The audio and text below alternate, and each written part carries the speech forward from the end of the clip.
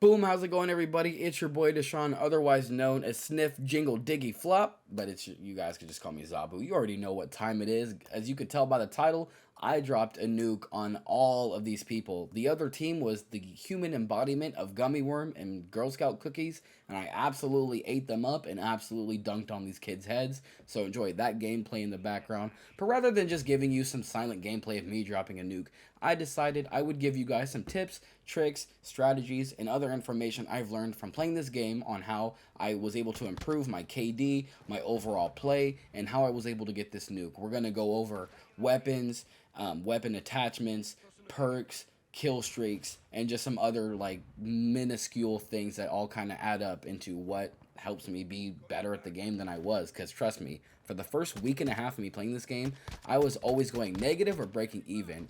And then I eventually turned it around when I learned the game, and hopefully this video will help you do so as well. So without further ado, let's go. So obviously the weapon you use is very important. I will say there's usually an assault rifle and SMG for every type of playstyle. Those seem to be the best weapons in the game, at least for me personally. But of course you can use whatever you want. However, I do still highly recommend you use an AR and an SMG that you really love and that really fits your needs and your wants, because that's just going to help you translate to better gameplay. A lot of these maps are tailored for assault rifle and SMGs, unless it's a map like Tarak, but that map seems to not be tailored towards anybody to enjoy the game. That's literally just for long shots and disgusting camping, so don't worry about Tarak. But more important than the weapon you choose is the attachments you put on that weapon. And I will let you guys know off top, and I know this is kind of counterintuitive to how amazing the gunsmith is, you don't need to put the maximum amount of attachments on every gun. Every gun can take up to 5 attachments, and for most of them, you don't need to put 5 on them. Because if you put 5 on them, in most cases, you're either going to make it really accurate but really slow, or you're going to make it really fast but really inaccurate. And I feel it's best to have a balance of the two, have a good yin and yang, a good synergy is the word I'm looking for. So for most guns, for example, like the mini back, I usually only run a suppressor, a laser sight, and a grip, because that's all I really need. The laser sight helps with my ADS. The suppressor, which I'll get into in a second, is absolutely god tier. And then the recoil control, because the recoil is a little crazy, and just lowering it a little bit helps me stay accurate. But guys, suppressors are basically required. Suppressors are so good in this game for one main reason. If you don't know how the minimap in this game works, is if you're shooting an unsuppressed weapon, you will not show up on the enemy's map. Your location will not be pinged as a little red dot. You will be incognito still. However, if they have the UAV up in the air, and if you don't know, a UAV has been the most used and spammed kill streak since Call of Duty first had it, you will show up. So if they have a UAV, which most times the enemy team does, you shooting your weapon will make you show up on the minimap, even if you have Ghost on. Ghost will only prevent your location from the radar sweep. That is all Ghost prevents you from. So if you're running Ghost but no suppressor, you're still showing up on the minimap when a UAV is up. And it's very productive to what you're doing, because you're trying to not give that enemy the information of where your location's at. So make sure you run a suppressor. There are suppressors that help with recoil control and some help with damage range, but the main thing you want is that sound suppression. And there's me melting 2 people. I don't know what the freaking heck they were doing, but yeah, most guns don't need all kinds of attachments. Just as important as the weapons you are using, the perk selection is equally as important, and in some cases even more so. Now, ever since I unlocked these 4 perks and was able to put them on a class of my own, I've never turned back. The first set, which is the base perks you have to choose from, is Battle Hardened and Bomb Squad. Those 2 perks to me are the best base perks you can have in the game, because when enemies use lethal and tactical equipment, they gain a little bit of an edge over any gunfight, at least in most cases.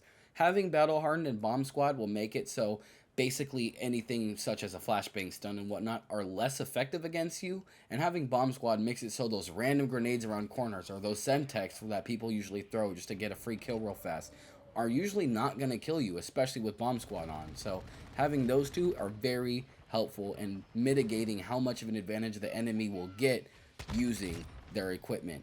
I also run Cold Blooded, which makes me undetectable by every single kill streak in the game, other than like a chopper gunner because that's just an enemy player controlling it. But all the AI controlled ones are not going to see me, such as sentry guns and VTOLs. It also helps out with thermal optics, high alert perk, tactical cameras, recon drones, and spotter scopes. So it's basically making me completely invisible to everything in the game except for UAVs, portable radars, and heartbeat sensors.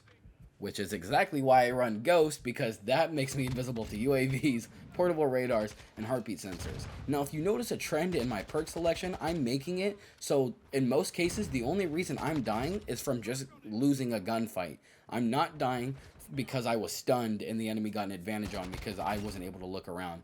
The enemy wasn't able to kill me with a grenade because I had bomb squad on, and then they were like, "Oh well, how did the sentry gun not see him? I had a sentry gun watching that corner. That thing won't see me either. And how come he didn't show up on my mini map? Because I have ghost and a suppressor, so I'm not giving the enemy any information. You're just gonna have to make a good prediction and shoot better than me to get the kill in most cases, and that I feel is basically vital to helping improve your play and giving the enemy the least amount of advantages over you and giving you the best chance of getting that kill.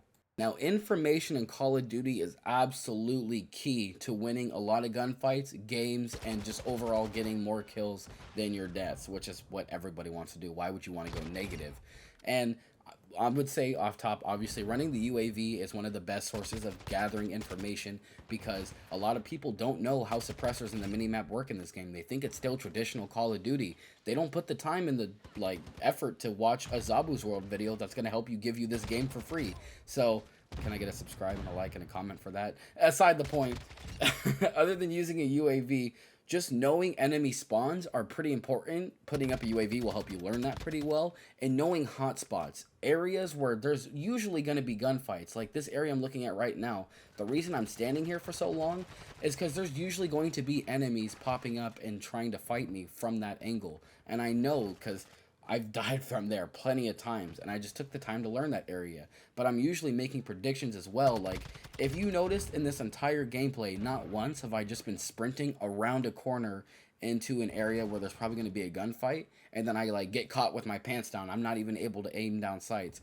Basically, every corner I turn, I'm ADSing and I'm prepared for that gunfight. So the unlucky person who's just running around sprinting without their weapon being ready to fight, they're going to get absolutely melted by me because I'm already ADS. I'm predicting they're going to be there, and I have basically already set myself up to get that kill. So making sure when you're turning corners, you're basically ADS. I'm not saying you want to walk around corners slowly because that'll make you easy to hit because you're just slow. But I don't know, jumping around corners can obviously help. But just in general, just being ready fast and just there will help you win so many more gunfights. And if you go back and watch this gameplay, you'll notice I do that non-stop in this game. In this game especially, I would say. In other games like Black Ops 2, you could throw a quick draw grip and be fine. But this situation right here, I knew an enemy was going to be there, was already ready for it. And I was assuming an enemy was going to be there, was already ADS'd. He was just sprinting around the corner, and he gave me the last kill I needed for this MGB. Now, I don't know how I died right there, but now I'm dropping the nuke on their head. And if you use all the information that I gave you in this video, there's no way your KD and your gameplay won't be better because you'll be using better attachments, better perks, making predictions, using information you're piecing together to have an idea on where the enemy is, and all these things will combine and become natural to you that you'll be able to absolutely slaughter the other team. And the last thing I can really tell you guys, it's going to be frustrating, but don't give up. You're learning the game. It's going to take time. It took me 2 weeks to learn this game, and I've been playing Call of Duty for years. So just take the time, put in the work, keep using all the tips I gave you, and I hope you guys enjoyed the gameplay. It's been nothing but love. Unless you're on the other team, then it's nothing but beef. See you guys later.